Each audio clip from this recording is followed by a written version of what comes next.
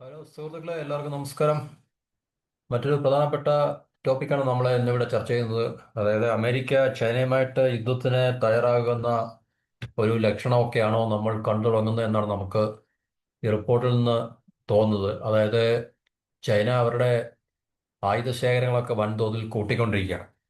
ശരിക്കും പറഞ്ഞു കഴിഞ്ഞാൽ യുക്രൈൻ യുദ്ധം നടക്കുന്ന സാഹചര്യത്തിൽ, അതുപോലെ തന്നെ ഇസ്രായേൽ മിഡിൽ ഈസ്റ്റിൽ നടത്തുന്ന യുദ്ധത്തിന്റെ വെളിച്ചത്തിലൊക്കെ അമേരിക്കയിൽ നിന്നും ഒത്തിരി അവരുടെ വാർ മെറ്റീരിയൽസ് അല്ലെങ്കിൽ അവരുടെ സ്റ്റോക്കിനൊക്കെ ഒത്തിരി കുറവ് സംഭവിച്ചിട്ടുണ്ട്. അപ്പോൾ തീർച്ചയായിട്ടും അടുത്തൊരു വാർ തിയേറ്റർ അവർക്ക് തീർച്ചയായിട്ടും ഉണ്ടാകും എന്നുള്ള കാര്യം നമുക്കറിയാം, അമേരിക്കയുടെ നേതൃത്വത്തിൽ. പക്ഷെ തീർച്ചയായിട്ടും റഷ്യ യുക്രൈൻ വാർ ഏത് രീതിയിൽ അതിനൊരു പരിസമാപനം ഉണ്ടാകും നമുക്കറിയില്ല. തീർച്ചയായിട്ടും ആ യുദ്ധത്തിന് ഏത് രീതിയിലുള്ള ഒരു എൻഡ് അല്ലെങ്കിൽ ഒരു അവസാനം ഉണ്ടായിക്കഴിഞ്ഞാലും തീർച്ചയായിട്ടും അമേരിക്കയുടെ നേതൃത്വത്തിൽ മറ്റൊരു തിയേറ്റർ ഓഫ് വാർ അല്ലെങ്കിൽ ഒരു യുദ്ധമുഖം തുറക്കും അല്ലെങ്കിൽ എവിടെയെങ്കിലും തുറക്കപ്പെടും എന്നുള്ള കാര്യം സംശയമൊന്നുമില്ല. ഒരുപക്ഷെ ഇസ്രായേൽ ഇറാൻ തമ്മിൽ രണ്ടാം ഒരു second phase of war. Second phase of വാർ എന്ന് പറഞ്ഞാൽ പല നമ്മൾ പല ആൾക്കാരുടെയും ജിയോ പൊളിറ്റിക്കൽ എക്സ്പേർട്സിൻ്റെ ഒക്കെ തന്നെ, അല്ലെങ്കിൽ ഇതുമായിട്ട് ബന്ധപ്പെട്ട എക്സ്പേർട്സ് അല്ലെങ്കിൽ അതിനെക്കുറിച്ച് വളരെ കാര്യമായിട്ട് അറിവുള്ള ആൾക്കാരെല്ലാം പറയുന്നത് ഇസ്രായേലും ഇറാനും തമ്മിൽ വളരെ താമസിയാതെ തന്നെ ഒരു യുദ്ധം ഉണ്ടാകാൻ സാധ്യതയുണ്ട്. ആ യുദ്ധം ആദ്യത്തെ 10-12 ദിവസം നീണ്ടുന്ന യുദ്ധം പോലെ ആയിരിക്കത്തില്ല. വളരെ എന്താണ് പറയുന്നത്, ഒരു ആം, വ്യാപകമായിട്ടുള്ള, അല്ലെങ്കിൽ തീർച്ചയായിട്ടും ആദ്യം ഉണ്ടായ യുദ്ധത്തെക്കാളിലും ഒരു ലോങ് ടൈം വാർ ആയിരിക്കും. അത് ഇസ്രായേലിന്റെ ഭാഗത്തു നിന്നായിരിക്കും പ്രൊവോക്കേഷൻ എന്നൊക്കെയുള്ള തരത്തിലുള്ള ചർച്ചകൾ നടക്കുന്നുണ്ട്. അത് തീർച്ചയായിട്ടും നമുക്കതിനെ തള്ളിക്കളയാനും കഴിയില്ല. അപ്പോൾ അങ്ങനെ ഒരു സാഹചര്യത്തിലാണോ ഇനിയിപ്പം അമേരിക്ക അവരുടെ വാർ മെറ്റീരിയൽസിന്റെ ഒക്കെ എന്താണ് പ്രൊഡക്ഷൻ ഇൻക്രീസ് ചെയ്യാൻ വേണ്ടി അവരുടെ ഗവൺമെന്റിന്റെ ഭാഗത്തു നിന്ന് ഈ ഡിഫൻസ് മാനുഫാക്ചറേഴ്സിനൊക്കെ ഒരു എന്താണ് പറയുന്നത് ഇൻസ്ട്രക്ഷൻ വരുന്നുണ്ട്. അതൊരു ചൈനയുമായിട്ട് ഇന്നൽ ഈ സമീപ ഭാവിയിൽ ഉണ്ടാകാൻ സാധ്യതയുള്ള ഏതെങ്കിലും യുദ്ധം അമേരിക്ക മുന്നിൽ കണ്ടുകൊണ്ടാണോ എന്നും നമുക്കറിയത്തില്ല. പക്ഷേ ഈ റിപ്പോർട്ടിന്റെ തലക്കെട്ട് പറയുന്നത് അമേരിക്ക ചൈനയുമായിട്ടൊരു കോൺഫ്ലിക്റ്റിന് ഒരുങ്ങുകയാണോ അല്ലെങ്കിൽ അതിനുള്ള തയ്യാറെടുപ്പാണോ. പെൻഡഗൺ അവരുടെ ഡിഫൻസ് മാനുഫാക്ചർ പ്രതിരോധ ആയുധങ്ങൾ നിർമ്മിക്കുന്ന കമ്പനികൾക്കൊക്കെ തന്നെ അവരുടെ ആയുധ നിർമ്മാണങ്ങൾ കൂടുതൽ എന്താണ് പറയുന്നത് ഇരട്ടിപ്പിക്കാനും ഡബിൾ ആക്കാനും ക്വാഡ്രാപ്പിൾ ആക്കാനും എന്ന് വെച്ചാൽ രണ്ടിരട്ടി മൂന്നിരട്ടിയൊക്കെ ആക്കാൻ അവരുടെ ഉൽപാദന എന്താണ് പറയുന്നത് കപ്പാസിറ്റി, പ്രൊഡക്ഷൻ കപ്പാസിറ്റി വർദ്ധിപ്പിക്കാൻ വേണ്ടി പെൻഡഗൺ അല്ലെങ്കിൽ അമേരിക്കയുടെ ഗവൺമെന്റ് അവിടുത്തെ ഈ ആയുധ നിർമ്മാതാക്കൾക്ക് ഇൻസ്ട്രക്ഷൻസ് കൊടുത്തിട്ടുണ്ട്. അല്ലെങ്കിൽ അങ്ങനൊരു വാർത്തയാണ് നമുക്കിപ്പോൾ അറിയാൻ സാധിക്കുന്നത്. അത് ചൈനയുമായിട്ടുള്ള യുദ്ധത്തിന് വേണ്ടിയുള്ള ഒരു എന്താണ് പറയുന്നത് മുൻകരുതലായിട്ടല്ല, മുൻകരുതൽ എന്ന് പറഞ്ഞാൽ അതിൻ്റെ ഒരു എന്താ ഒരു പ്രിപ്പറേഷൻ ആണോ എന്ന് നമുക്കറിയത്തില്ല. ഏകദേശം രണ്ട് 12ഓളം ക്രിട്ടിക്കൽ വെപ്പൺസിന്റെ വളരെ നിർണായകമായിട്ടുള്ള ആയുധങ്ങളുടെ നിർമ്മാണം വർദ്ധിപ്പിക്കാൻ വേണ്ടിയുള്ള ഒരു നിർദ്ദേശമാണ് പെൻഡഗൺ അവരുടെ ആയുധ നിർമ്മാതാക്കൾക്ക് കൊടുത്തിരിക്കുന്നത്. അത് ചൈനയുമായിട്ടുണ്ടാകാൻ പൊട്ടൻഷ്യൽ കോൺഫ്ലിക്റ്റ് സാധ്യതയുള്ള ഒരു യുദ്ധത്തിന് വേണ്ടിയാണോ എന്നുള്ളൊരു ചോദ്യമാണ് നമുക്ക് ഇപ്പോൾ അതൊരു നമുക്ക് ഒരു സംശയമായിട്ട് നമ്മളുടെ മുന്നിൽ നിൽക്കുന്നത്. കാരണം ഇത്രയും വർദ്ധിച്ച തോതിലുള്ള ഒരു ആയുധ നിർമ്മാണം നടത്തുന്നതിന് നിർദ്ദേശം കൊടുക്കുക എന്ന് പറയുമ്പോൾ തീർച്ചയായിട്ടും വൻതോതിൽ അല്ലെങ്കിൽ ഒരു വ്യാപകമായിട്ടുള്ള ഒരു യുദ്ധത്തിന്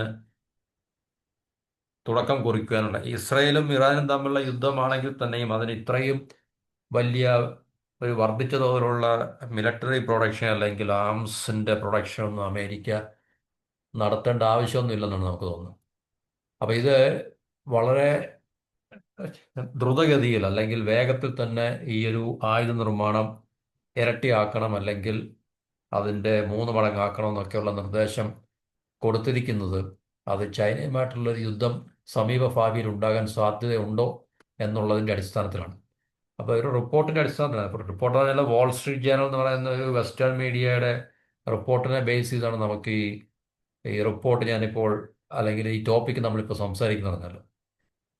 അപ്പോൾ ഗവൺമെൻറ്റിൻ്റെ ഭാഗത്തു നിന്ന് അവരുടെ ഹൈ ലെവൽ മീറ്റിംഗ്സും അതുപോലെ തന്നെ പ്രധാനപ്പെട്ട ആയുധ നിർമ്മാതാക്കളുടെ ഒഫീഷ്യൽസുകളുടെയൊക്കെ തന്നെ സ്ഥിരമായിട്ടും കണ്ടിന്യൂസ് ആയിട്ടൊക്കെ തന്നെ അവിടെ ചർച്ച നടക്കുന്നുണ്ട്. അപ്പോൾ ആ ചർച്ച നടക്കുന്നതിൻ്റെ ഭാഗമായിട്ടും അല്ലെങ്കിൽ അതിൻ്റെ റിസൾട്ടായിട്ടാണ് പെൻറ്റഗൺ അല്ലെങ്കിൽ അവരുടെ ഗവൺമെൻറ്, അമേരിക്കൻ ഗവൺമെൻറ് ഈ ആയുധ നിർമ്മാതാക്കൾക്ക് ഈ ഒരു നിർദ്ദേശം കൊടുത്തിരിക്കുന്നത്.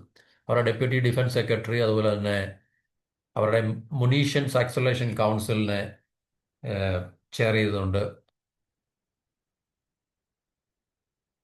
എല്ലാ ആഴ്ചതോറും അവിടുത്തെ പ്രധാനപ്പെട്ട ആയുധ നിർമ്മാതാക്കളുടെ ടോപ്പ് ലെവൽ എക്സിക്യൂട്ടീവ്സുമായിട്ടും ഈ പറഞ്ഞ നിർമ്മാണം ഓവർസീ ചെയ്യാനോ അല്ലെങ്കിൽ സൂപ്പർവൈസ് ചെയ്യാനോ ഒക്കെ തന്നെ ഈ പറഞ്ഞ ഡെപ്യൂട്ടി ഡിഫൻസ് സെക്രട്ടറിയെ അവരുടെ ഗവൺമെൻറ് ഭാഗത്തു നിന്ന് ഏർപ്പെടുത്തിയിട്ടുണ്ട്. അത് തീർച്ചയായിട്ടും അപ്പോൾ അമേരിക്ക ഇനിയും അമേരിക്കയോ അല്ലെങ്കിൽ അമേരിക്കയുടെ ഇസ്രായേൽ പോലുള്ള സഖ്യകക്ഷികൾ ഏതെങ്കിലും തരത്തിലുള്ള വൻതോതിലുള്ള യുദ്ധത്തിൽ ഏർപ്പെടാൻ പോകുന്നു, അവർക്ക് വേണ്ടി സപ്ലൈ ചെയ്യാനായിരിക്കാം, അല്ലെങ്കിൽ ചൈനയുമായിട്ടുള്ള യുദ്ധം മുന്നിൽ ഉണ്ടാകാൻ സാധ്യതയുണ്ട് എന്നുള്ളൊരു ലക്ഷ്യം വെച്ചുകൊണ്ടായിരിക്കാം. പെൻറ്റഗണെ സംബന്ധിച്ച് അവർ പറയുന്നത് ഇപ്പോഴത്തെ അമേരിക്കയുടെ ഉൽപ്പാദനത്തെക്കാളും 2.5 മടങ്ങ് ഉൽപ്പാദനം ഈ പറഞ്ഞ ആയുധ കമ്പനികൾ, നിർമ്മാണ കമ്പനികൾ വർദ്ധിപ്പിക്കണമെന്നാണ് പറഞ്ഞിരിക്കുന്നത് 6, 18, 24 മാസത്തിനുള്ളിൽ. അപ്പോൾ തീർച്ചയായിട്ടും 24 മാസം 2 വർഷം, ഈ വരുന്ന 2 വർഷത്തിനുള്ളിൽ നിർണായകമായിട്ടുള്ള ഏതെങ്കിലും ഒരു യുദ്ധം അമേരിക്ക ഒരുപക്ഷെ നേരിട്ടോ അല്ലെങ്കിൽ അമേരിക്കയുടെ സഖ്യ കക്ഷികളെ ഉപയോഗിച്ചുകൊണ്ട് തീർച്ചയായിട്ടും നടത്തുവാനുള്ള പരിപാടിയായിരിക്കാം എന്നാണ് നമുക്ക് മനസ്സിലാക്കാൻ സാധിക്കുന്നത്.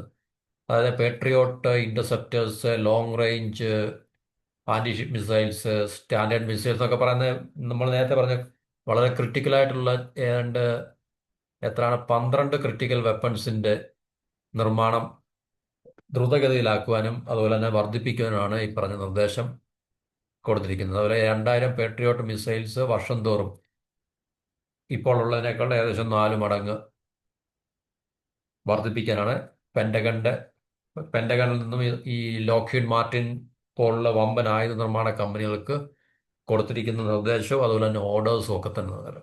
അപ്പോൾ ഈ ലോക്ഹീഡ് മാർട്ടിനാണ് ലോകത്തിലെ ഏറ്റവും വലിയ ആയുധ നിർമ്മാണ കമ്പനി എന്ന് പറഞ്ഞത്. അവർ ഈ സെപ്റ്റംബറിലെ $10 ബില്യൺ അമേരിക്കയുടെ ഗവൺമെൻറ്റിൽ നിന്ന് അവർക്ക് ലഭിച്ചിട്ടുണ്ടായിരുന്നു. ഏകദേശം ഇപ്പം 2024-26 കാലഘട്ടത്തിൽ എത്രയാണ് ഈ 2000 പേട്രിയോട്ട് മിസൈൽ നിർമ്മിക്കുവാനുള്ള ഓർഡറാണ്. അപ്പോൾ തീർച്ചയായിട്ടും ഇത് ഒരു വലിയ യുദ്ധത്തിലേക്ക് അമേരിക്ക പോകുന്നു, അല്ലെങ്കിൽ അമേരിക്കയുമായിട്ട് ബന്ധപ്പെട്ട സഖ്യകക്ഷികൾ ഇസ്രായേൽ പോലുള്ള രാജ്യങ്ങൾ പോകുന്നുണ്ട് അല്ലെങ്കിൽ പോകാൻ സാധ്യതയുണ്ട് എന്നാണ് നമുക്ക് മനസ്സിലാക്കാൻ സാധിക്കുന്നത്. പക്ഷേ അതിൻ്റെ ഏറ്റവും പ്രധാനപ്പെട്ട ഒരു കാര്യം, ഇത്രയൊക്കെ പറയുമ്പോഴും അമേരിക്ക ലോകത്തിലെ വലിയ സൂപ്പർ പവറാണ് എന്നൊക്കെ പറയുമ്പോഴും ഈവൻ അമേരിക്കയുടെ പ്രതിരോധ പരമായിട്ടുള്ള കാര്യങ്ങൾക്കും ആയുധ നിർമ്മാണ മേഖലയിലൊക്കെ തന്നെ വൻതോതിൽ ചൈനയാണ് ആശ്രയിച്ചുകൊണ്ടിരിക്കുന്നത്, പ്രത്യേകിച്ച് റോ മെറ്റീരിയൽസിന് വേണ്ടിയൊക്കെ തന്നെ. അപ്പോൾ അത് അമേരിക്കയെ സംബന്ധിച്ച് വലിയൊരു പ്രശ്നമാണ്. അതായത് ഈ വർഷത്തെ റിപ്പോർട്ട് നമ്മൾ പരിശോധിക്കുകയാണെങ്കിൽ അമേരിക്ക വാർ പ്രിപ്പറേഷനൊക്കെ നടത്തുന്നുണ്ട്, അമേരിക്ക സൂപ്പർ പവറാണ്, ലോകത്തിലെ ഏറ്റവും വലിയ ശക്തിയാണ്. എന്നിരുന്നാൽ തന്നെയും ചൈനയുമായിട്ടൊരു കോൺഫ്ലിക്റ്റ് ഉണ്ടായിക്കഴിഞ്ഞാൽ ആ കോൺഫ്ലിക്റ്റുമായിട്ട്, യുദ്ധവുമായിട്ട് അമേരിക്ക എത്രത്തോളം മുന്നോട്ട് പോകുവാൻ സാധിക്കും എന്നുള്ളത് വലിയൊരു സംശയകരമായിട്ടുള്ള കാര്യമാണ്. അത് അമേരിക്കയ്ക്ക് ആശങ്ക ഉണ്ടാക്കുന്ന ഒരു കാര്യമാണ്. കാരണം അമേരിക്ക ഉണ്ടാക്കുന്ന സുപ്രധാനമായിട്ടുള്ള ആയുധങ്ങൾക്ക് വേണ്ടിയുള്ള റോ മെറ്റീരിയൽസ് അല്ലെങ്കിൽ അസംസ്കൃത വസ്തുക്കൾ ഒക്കെ തന്നെ വളരെ ക്രിട്ടിക്കലായിട്ടുള്ള, അത് ഒഴിവാക്കാൻ സാധിക്കത്തില്ല. എന്നുവെച്ചാൽ ഹൈ ടെക്നോളജി ഉപയോഗിച്ചുകൊണ്ടുള്ള ആയുധങ്ങൾ നിർമ്മിക്കുന്ന മേഖലകളിലൊക്കെ തന്നെ ചൈനയിൽ നിന്നുള്ള ഈ പറഞ്ഞ റോ മെറ്റീരിയൽസ് അല്ലെങ്കിൽ സപ്ലൈ ചെയിൻ അതിനെയാണ് അമേരിക്ക ആശ്രയിക്കുന്നത്. ശരിക്കും പറഞ്ഞാൽ ഏകദേശം അമേരിക്കയുടെ ഡിഫൻസ് ആയുധ നിർമ്മാണവുമായിട്ട് ബന്ധപ്പെട്ട മേഖലയിൽ 10% കൂടുതൽ ക്രിട്ടിക്കൽ കമ്പോണൻസ് ചൈനയിൽ നിന്നുള്ള കമ്പനികളിൽ നിന്നാണ് അമേരിക്ക വാങ്ങിക്കൊണ്ടിരിക്കുന്നത് അല്ലെങ്കിൽ ലഭിച്ചുകൊണ്ടിരിക്കുന്നത്.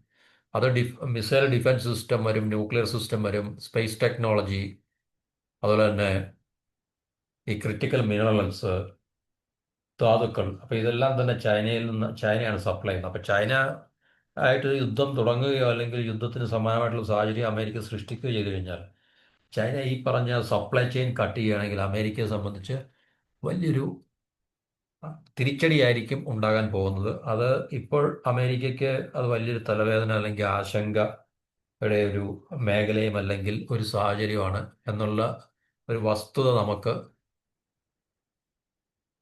മനസ്സിലാക്കേണ്ടതുണ്ട്. അപ്പോൾ ചൈനയും അമേരിക്കയും തമ്മിൽ യുദ്ധം അമേരിക്ക ഇത്രയും റിസ്ക് എടുത്ത് ചെയ്യുമോ എന്നുള്ള കാര്യത്തിൽ നമുക്ക് ഈ ഒരു യാഥാർത്ഥ്യം ഇവിടെ നിലനിൽക്കുന്നുണ്ട്. അറിയത്തില്ല, പക്ഷേ തീർച്ചയായിട്ടും നമുക്ക് അമേരിക്കൻ പോളിസി, അവർക്ക് തീർച്ചയായിട്ടും യുദ്ധങ്ങൾ ചെയ്തുകൊണ്ടിരിക്കുക എന്നുള്ളത് മാത്രമാണ് അവരുടെ നയങ്ങൾ.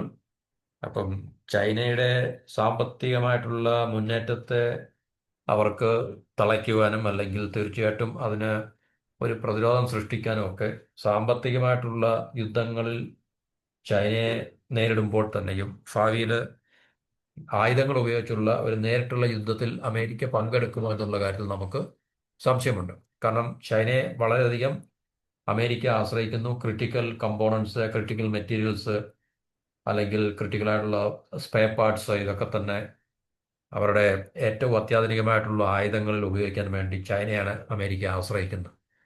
ഏകദേശം 10% അല്ലെങ്കിൽ 10% മുകളിലായിട്ട്. അപ്പോൾ ഈ 2024 റിപ്പോർട്ട് അനുസരിച്ച് ഏതാണ്ട് 9.3%, അതായത് അമേരിക്കയുടെ 9 ഡിഫൻസ് ക്രിട്ടിക്കലായിട്ടുള്ള ഡിഫൻസ് സെക്ടറിൽ, മുമ്പേ നമ്മൾ പറഞ്ഞ പോലെ തന്നെ aviation, maritime, nuclear, missile defence, space, കാരണം ഇതിനകത്തിലൊക്കെ ഉപയോഗിക്കുന്ന കമ്പോണൻസ് അല്ലെങ്കിൽ മെറ്റീരിയൽസ്, റോ മെറ്റീരിയൽസ് ഒക്കെ തന്നെ ചൈനയിൽ നിന്നുള്ളതാണ്. 9.3%, അല്ലെങ്കിൽ 9.3%-ന് മുകളിൽ 10%-ന് അടുത്തായിട്ട് പറഞ്ഞാൽ. മിസൈൽ ഡിഫൻസ് 11.1% ചൈനയെ ഡിപ്പെൻഡ് ചെയ്യുന്നുണ്ട്. ന്യൂക്ലിയർ സെക്ടറിലാകുമ്പോൾ 7.8% ഉണ്ട്. അതുപോലെ തന്നെ ഇങ്ങനെയുള്ളൊരു വലിയൊരു പ്രതിസന്ധി അമേരിക്ക ശരിക്കും പറഞ്ഞു കഴിഞ്ഞാൽ നേരിട്ടുകൊണ്ടിരിക്കുമ്പോൾ അമേരിക്കയ്ക്ക് ചൈനയുമായിട്ടൊരു യുദ്ധം സാധ്യമാകുമോ, അല്ലെങ്കിൽ അത് അമേരിക്ക അതിനുള്ള ഒരു ഇനിഷ്യേറ്റീവ് എടുക്കുമോ എന്നുള്ളതാണ് നമുക്ക് തിരിച്ചറിയുന്ന ഒരു കാര്യം. പക്ഷേ അത് നമുക്കറിയില്ല. എന്നാലും അമേരിക്കയുടെ ഭാഗത്തുനിന്ന് അമേരിക്ക ഈ പറഞ്ഞ ആയുധ നിർമ്മാണത്തിന് ഒരു എന്താ പറയുന്നത്, ഒരു വേഗത കൂട്ടുവാനും അല്ലെങ്കിൽ കൂടുതൽ ആയുധ നിർമ്മാണം വർദ്ധിപ്പിക്കാനും ഒക്കെ തന്നെ അമേരിക്കയുടെ ഗവൺമെന്റിന്റെ ഭാഗത്തുനിന്ന് അവരുടെ ആയുധ നിർമ്മാണ കമ്പനികൾക്ക് നിർദ്ദേശം കൊടുത്തിട്ടുണ്ട്. അപ്പോൾ അത് തീർച്ചയായിട്ടും ദ്രുതഗതിയിലും അല്ലെങ്കിൽ വളരെ എന്താണ് പറയുന്നത്, ഒരു വർദ്ധിച്ച തോതിലുള്ള നിർമ്മാണവും, അല്ലെങ്കിൽ അടുത്ത 2 വർഷത്തിനുള്ളിൽ ഈ പറഞ്ഞ ഇപ്പോൾ നിലവിലുള്ളതിനേക്കാളും 2.5 മടങ്ങ് അല്ലെങ്കിൽ 3 മടങ്ങോളം ആയുധങ്ങൾ ഉൽപ്പാദിപ്പിക്കുന്നത് വർദ്ധിപ്പിക്കാൻ വേണ്ടിയുള്ള ശ്രമത്തിലാണ്, അല്ലെങ്കിൽ അതിനുള്ള ശ്രമം അമേരിക്ക തുടങ്ങിയിരിക്കുന്നു. അപ്പോൾ അത് ചൈനയെ ടാർഗറ്റ് ചെയ്യാനാണോ, അല്ലെങ്കിൽ തീർച്ചയായിട്ടും ഇറാൻ പോലുള്ള രാജ്യത്തെ ടാർഗറ്റ് ചെയ്ത് മിഡിൽ ഈസ്റ്റിലെ വലിയ ഒരു ലോങ് ടൈം, ഒരു ദീർഘകാലം നീണ്ടു നിൽക്കുന്ന തരത്തിലുള്ള കോൺഫ്ലിക്റ്റിലേക്കാണോ അമേരിക്ക ലക്ഷ്യമിടുന്നതെന്ന് നമുക്കറിയത്തില്ല. തീർച്ചയായിട്ടും ഇത് നമുക്ക് വരും ദിവസങ്ങളിൽ അല്ലെങ്കിൽ കാത്തിരുന്ന് പുതിയ വിവരങ്ങൾ കിട്ടുന്നതനുസരിച്ച് മനസ്സിലാക്കേണ്ട ഒരു വിഷയമാണ്. എന്നാലും ഇത് ഒരു പ്രധാനപ്പെട്ട ഒരു വാർത്തയായിട്ട് നമ്മൾ മനസ്സിലാക്കുക, അല്ലെങ്കിൽ ഇതൊരു പ്രധാനപ്പെട്ട ഒരു ജിയോ പൊളിറ്റിക്കൽ ന്യൂസാണ്. അപ്പോൾ ഇത്രയാണ് നമുക്ക് ഈ ടോപ്പിക്കിനെ കുറിച്ച് പറയാനുള്ളത്. അപ്പം മറ്റൊരു ടോപ്പിക്ക് അടുത്ത വീഡിയോയിൽ. എല്ലാവർക്കും നന്ദി, നമസ്കാരം, and have A wonderful day.